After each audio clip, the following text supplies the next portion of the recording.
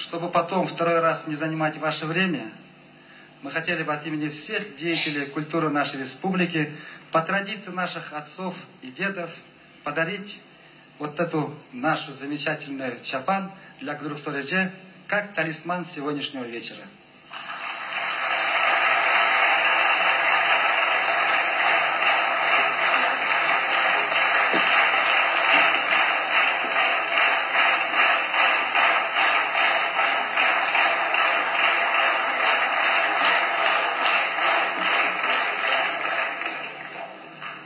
Слово представляется президенту Кыргызской республики Аскару Акаевичу Акаеву.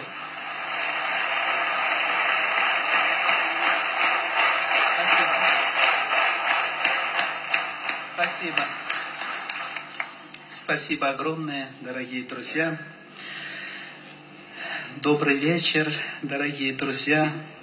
Я выступаю сегодня не столько как президент республики, сколько как друг и поклонник таланта замечательной таджикской поэтессы, уважаемой Гульрухсор Софиевны, нашей родной сестры, сестры нашей мудрой Каныкей.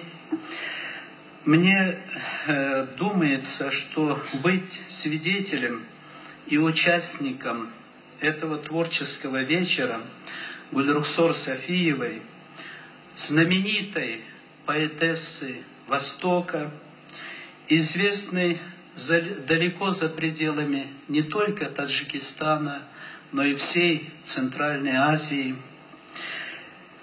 Большая радость для каждого ценителя поэтического слова. Вдвойне большая честь для нас, что это событие стало возможным на нашей кыргызской земле. Мне тоже доставляет огромное удовольствие принимать в нем участие.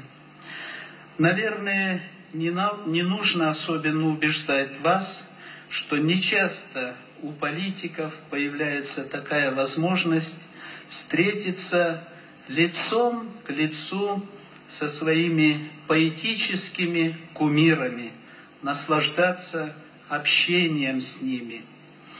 Я с волнением узнал о предстоящем творческом вечере Гульрухсор Айым и невольно вспомнил о нашем знакомстве, о годах нашей дружбы. До этого я уже слышал о ней, читал ее стихи, но на первом съезде народных депутатов СССР эта поэтесса сразу как-то выделилась среди делегатов из республик Средней Азии. Ее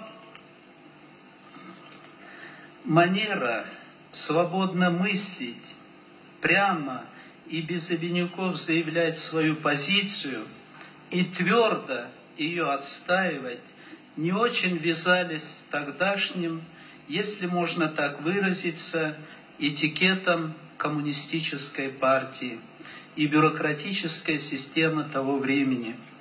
Вот в те-то бурные дни и довелось нам познакомиться лично.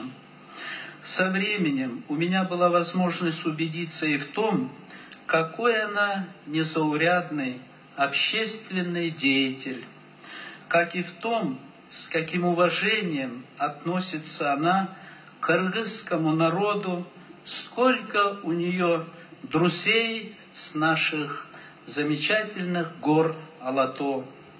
Особую атмосферу сегодняшнему поэтическому вечеру придает то, что он проходит в дни подготовки к празднованию тысячелетия эпоса Манас.